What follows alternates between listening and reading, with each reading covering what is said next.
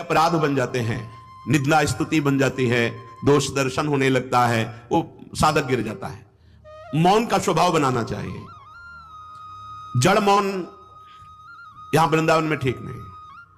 यहां हम राधा राधा बोलेंगे, प्रभु की चर्चा बोलेंगे, कोई प्रश्न करेगा तो जो शास्त्र सम्मत बात है उत्तर देंगे, नहीं तो मौन रहेंगे। प्रपंच की तरफ से पूर्ण मौन होना चाहिए। आपको पहली बार कोई खड़ा करके बात कर रहा है, समझ में आया किससे बात करना, प्रभु को भूल जाना है, अगली बार से वो कहेगा राधे राधे, उत्तर नहीं देना, श्री हरिवंश, उत्तर नहीं देना, अंदर से श्री हरिवंश बोले चल दिए। हमें किसी से क्या लेना देना। हम किसी का अहित नहीं करेंगे, अमंगल नहीं करेंगे, हम किसी पर दोष दर्शन नहीं करेंगे, पर हम अपनी वृत्ति को भगवदाकार करने आए हैं। ये नहीं कि कोई हमसे बोले तो हम बोलना जरूरी है, नहीं, कोई प्रश्न करे तो बोलना जरूरी नहीं। उपासक हो, आप कृपा करें तो बात कर ले, ना चाहे तो बिल्कुल आपके ऊपर कोई शासन नहीं कि आपको बात करना ही पड़ेगा, ऐसा सिद्धांत नहीं है। योगस्य प्रथमम द्वारम वांग निरोधो, सबसे पहली साधना है वाणी को रोक ले। बोलने से बहुत शक्ति नष्ट हो जाती है। जैसे हम भगवत चर्चा करें तो इससे शक्ति बढ़ती है, लेकिन प्रपंच की वार्ता करने से वाणी की शक्ति नष्ट हो जाती है। जब आपकी जबान अपवित्र हो गई तो नाम कैसे चलेगा? जब वाणी अपवित्र है तो आपके अंदर शास्त्री कैसे शब्दों का भाव आ पाएगा? नहीं आ पाएगा। महावाक्यार्थस्य विचारिताम, आप नहीं विचार करने की क्षमता वाले रहेंगे। यदि आपने व्यर्थ की बातें शुरू कर दी, अश्लील भाषण बोलते, गंदी भाषा बोलते हैं, तो आप में कभी विचार शक्ति ही नहीं रह जाएगी कि आप शास्त्रों के, संतों के वाक्यों का मनन करने की सामर्थ्य रखें। खो देंगे सामर्थ्य। बहुत अमृतमय वचन निकलते हैं मौन वाणी को पावन रखने वालों के, एकदम शहद में डूबे हुए वचन। इसलिए वाणी पर अंकुश कीजिए। जरूरत हो तो बोलिए, नहीं तो मौन। श्री जी का जस गाइए, नाम कीर्तन कीजिए, इसके अलावा मौन रहिए। इन नियम ले लीजिए। जब आए हो भगवत प्राप्ति के लिए तो काहे को बक्सो। इन इंद्रियों को सीधे अनुशासन में लीजिए ना। आपका स्वरूप इंद्रियां थोड़ी है, आप इनके संचालक हैं। आपकी सामर्थ्य से सामर्थ्यवान होकर आपको बांधे हुए हैं, आप इनको बांधिए। बहुत हो गई स्वतंत्रता इन दुष्टों की। माता देहूती जी भगवान कपिल जी से कहती, मैं ऊब गई इन दुष्ट इंद्रियों से भोग भोगते हुए, नाथ अब वो उपाय बताइए जिनसे इन दुष्ट इंद्रियों के कब्जे से मैं बाहर निकलूं। माता देहूती जी, ये बहुत दुष्ट है, ये कुछ मिनट तो लगेगा, बहुत शांत है और भगवत स्वरूप में लगने वाली हैं, और एक क्षण में गिरा के ऐसे नर्क में खड़ा कर देंगी जहां पश्चाताप ही होता है, हाथ कुछ नहीं लगता। योगस्य प्रथमम द्वारम वांग निरोधो, फिर अपरिग्रह। पहला द्वार है वाणी पर शासन कीजिए। हम वाणी गायन करेंगे, श्री जी के लीला चरित्र, नाम कीर्तन, इसके अलावा मौन। कई साधकों को यह स्पष्ट आज्ञा करी श्री जी की प्रेरणा से कि आप नहीं बोलोगे, तो उसका पालन करना चाहिए। जब सत्संग में आप सुन रहे हैं कि योगस्य प्रथमम द्वारम, तो आप अपनी वाणी को संयम में रखिए। किसी की मजाक, उपहास, किसी की चुगली, निंदा, ये सब बिल्कुल नहीं।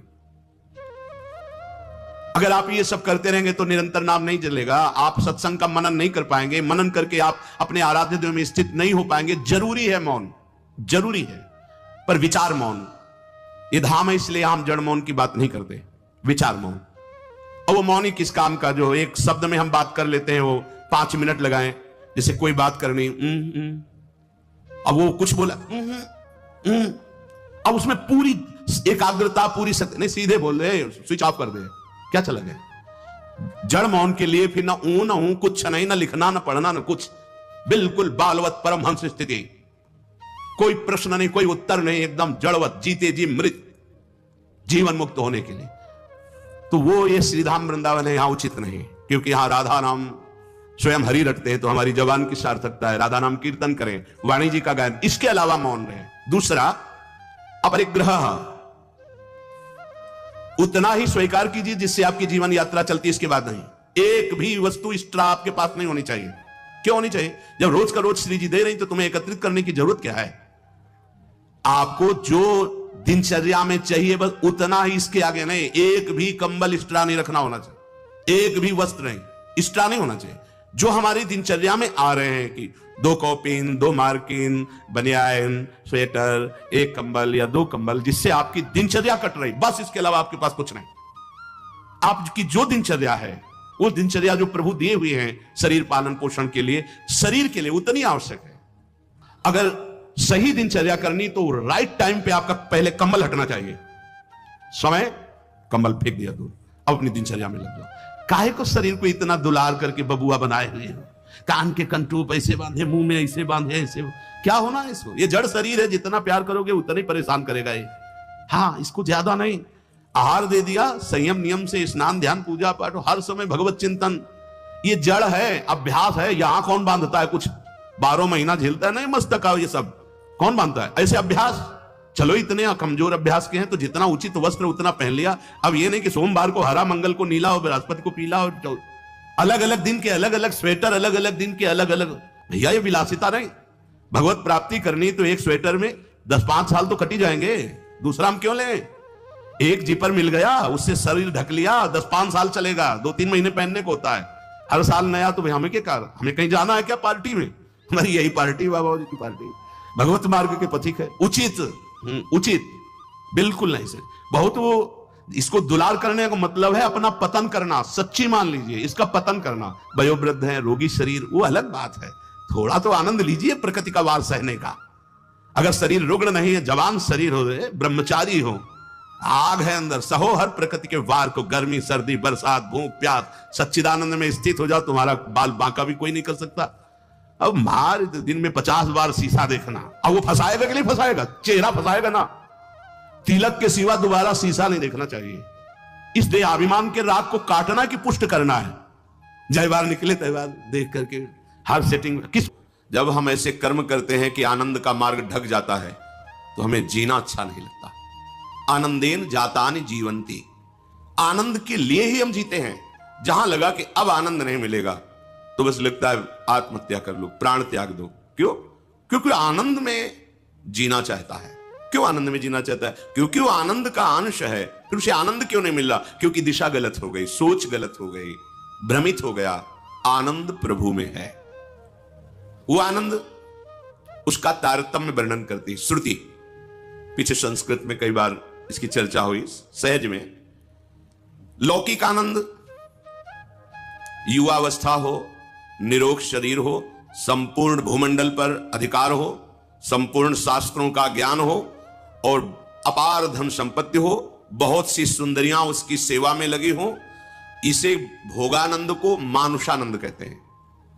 युवा शरीर है, स्वस्थ है, विद्वान है, धैर्यवान है, पूरे भूमंडल का शासक है, विशेष विशेष रत्न आभूषण सब उसके अधीन है और सुंदरियों के द्वारा, वो युवतियों के द्वारा सेवित है। इसे मानुषानंद कहते हैं। सबसे बड़ा भूमंडल का यह आनंद है जो मनुष्य योनि में आकर इस मानुषानंद को प्राप्त करके उत्तम कर्म, पुण्य, दान, यज्ञानुष्ठान आदि, तो मनुष्य योनि से गंधर्व योनि को प्राप्त होता है। भगवत प्राप्ति की बात नहीं हो रही है। गंधर्व योनि को प्राप्त हुआ जो मनुष्य है, उस मानुषानंद से 100 गुना बढ़कर उसे सुख मिलता है। उसे मानुष गंधर्व कहते हैं। ऐसे मानुष सुख से 100 गुना बड़ा सुख उस मानुष गंधर्व का है। फिर उस मानुष गंधर्व से 100 गुना सुख देव गंधर्व का है, जो जन्मजात गंधर्व पदवी प्राप्त करके प्रकट हुए हैं, देव गंधर्व। उनसे 100 गुना बढ़कर के सुख पितृलोक में है। जो हमारे पूर्वज तपस्या, दान, पुण्य, साधना किए, वो उत्तम पितृलोक में जाकर के सुख प्राप्त करते हैं। वो देव गंधर्व से 100 गुना बढ़कर के सुख है। और जो मनुष्य यहां साधना यज्ञ आदि बहुत करके देवता पदवी प्राप्त करता है, वो पितृलोक से 100 गुना बढ़कर के सुख प्राप्त करता है। उस देव को अजानज देव कहते हैं। मनुष्य योनि से देव योनि को प्राप्त हुआ, लेकिन उससे 100 गुना बढ़कर के सुख सिद्ध देवताओं को प्राप्त, जो देव रूप में ही प्रकट हुए, उनको उससे 100 गुना बढ़कर सुख प्राप्त होता है देवलोक में। और उन देवताओं से 100 गुना बढ़कर के सुख देवराज इंद्र को प्राप्त होता है। देवराज इंद्र से 100 गुना बढ़कर के सुख आनंद देवगुरु बृहस्पति को प्राप्त होता है। बृहस्पति के सुख के 100 गुना बढ़कर के सुख प्रजापति को प्राप्त होता है। जैसे दक्ष प्रजापति पद को प्राप्त होता है। और प्रजापति से 100 गुना बढ़कर के सुख परमेष्ठी पद को, ब्रह्मा को प्राप्त होता है। और ब्रह्मा से लेकर के यहां तक जो आनंद का क्रम वर्णन किया गया, इसे सहस्त्रों गुना बढ़कर के सुख ब्रह्मानंद प्राप्त महापुरुष को, ब्रह्मानंद ज्ञान के द्वारा जो अहम ब्रह्मास्मि की सिद्धि करता है, ब्रह्मा जी से भी बढ़कर के हजारों गुना उसको सुख प्राप्त होता है। उत्तरोत्तर आनंद की अधिकता का वर्णन किया गया। विश्राम मिला जाके ब्रह्मानंद में। अब यहां वर्णन करते हैं कि ब्रह्मानंद का जो आनंद है उससे अनंत गुना बढ़कर के रसानंद है। ब्रह्मानंदो भवे देश चेत परार्ध गुणी कृतः नैति भक्ति सुखाम बोधई परमाणु तुलामपि। ये मनगढ़ंत बात नहीं, वेद का वर्णन है, वैदिक सिद्धांत का। ब्रह्मानंद की जो संख्या मानुष सुख से शुरू हुई और ब्रह्मा तक पहुंची, उससे हजारों गुना बढ़कर सुख उस ब्रह्मानंद को प्राप्त महापुरुष को, जो उसको सुख प्राप्त है, एक के ऊपर 17 शून्य लगावे उसे परार्ध कहते हैं। एक लिखा और 17 शून्य लगा दे, उस संख्या को परार्ध कहते हैं। इस परार्ध से उस ब्रह्मानंद का गुणा किया जाए, वो भी भक्ति के प्रेम सुख के कण के बराबर नहीं है। ये देखो, ओहो, तो हम कह सकते हैं कि ब्रह्मानंद से अनंत गुना सुख प्रेमानंद में है। ऐसे प्रेम की प्राप्ति के लिए हमें मनुष्य शरीर मिला है। सोचो आप कितनी मूढ़ता धारण करते हैं, इतने महासुख को एक क्षुद्र विषय में छोड़ देते हैं, त्याग देते हैं। आप क्या हैं? आपको किस पंक्ति में खड़ा किया गया है? आप अपने भाग्य की सराहना नहीं कर सकते? अहो भाग्य लाडली, आज आपने प्रेम मार्ग में मुझे चलने का सौभाग्य दिया। आप जानते हो आपको जो मिला है, इसके लिए ब्रह्मा जी भी तरसते हैं। हजारों वर्ष तपस्या करने पर भी गोकुल की लता नहीं बन पाए, वृंदावन की लता की तो मांग ही नहीं की। आश्चर्यचकित होकर, भयभीत होकर 3 परिक्रमा करके चले गए। 60,000 वर्ष तपस्या की कि गोकुल की कोई लता बन जाए, नंदन की चरण धूलि पड़ेगी। ये वृंदावन धाम आपको मिला, आश्रय मिला, दर्शन मिला, वास मिला। कल आप सुन रहे थे, प्रियाजू की शरणागति मिली, राधा नाम जपने को मिला। जानते हो आप कहा हो? ब्रह्मानंद के आगे 1 लिख के 17 शून्य गुणा किया जाए तो वो भी रसानंद की तुलना में नहीं आएगा। प्रेम से प्लावित होकर के जो राधा राधा राधा। किसी ने 2 बजे रात्रि के पूछा किसी से, आप क्यों बैठे हैं? उनका हम केवल दर्शन के लिए बैठे हैं। हमने दिखाया उसको, क्यों दर्शन करना चाहते हैं? पता नहीं, जब से राधा नाम सुना है बस यही लगता है कि अधिक से अधिक मेरा जीवन वृंदावन में रहे, मैं महाराज जी को देखूं, उनकी बात सुनूं, और ऐसे चिल्ला के रोक पड़े कि हमें भी वह बंद करो बंद करो बंद करो। एक संसारिक जीव को राधा नाम पे इतना प्रेम, लाडली, ये कोई साधना हुई उसकी? नहीं। क्या हुआ? तुलयाम लवे नापि न स्वर्गम ना पुनर्भवम भगवत संग संगस्य मर्त्यानाम किमुताशिषः। अगर भगवत प्रेमी महात्माओं का संग मिल जाए तो बोले उस एक क्षण के संग के आगे ये मृत्युलोक की सुख की बात क्या, स्वर्ग और मोक्ष सुख, ब्रह्मानंद, वो भी फीका हो जाता है। ये वृंदावन भूमि, कोई कण ऐसा नहीं जो प्रेमियों के आंसुओं से भींगा ना हो। सच्ची मानो आज आधुनिकता है तो आप उसे नहीं देख पा रहे। यहां 2 प्रकार के आंसुओं से भींगी हुई भूमि है, या तो श्री कृष्ण विरह में या श्री कृष्णानंद में। संयोग में अपार आनंद सुप्रवाह हो रहा है, गदगद सुर नैना सजल दंपति रस रहे भीन, ये आनंद स्वरूप। या हा कृष्ण, हा प्राण वल्लभ, कब मिलोगे? ये भूमि उन प्रेमियों की है जिनके आंसुओं से और हमारे प्रिया प्रीतम यहां विहरण करते हैं। इस भूमि का चमत्कार, इस भूमि की रज का प्रेम करने वाले रसिकों का संग।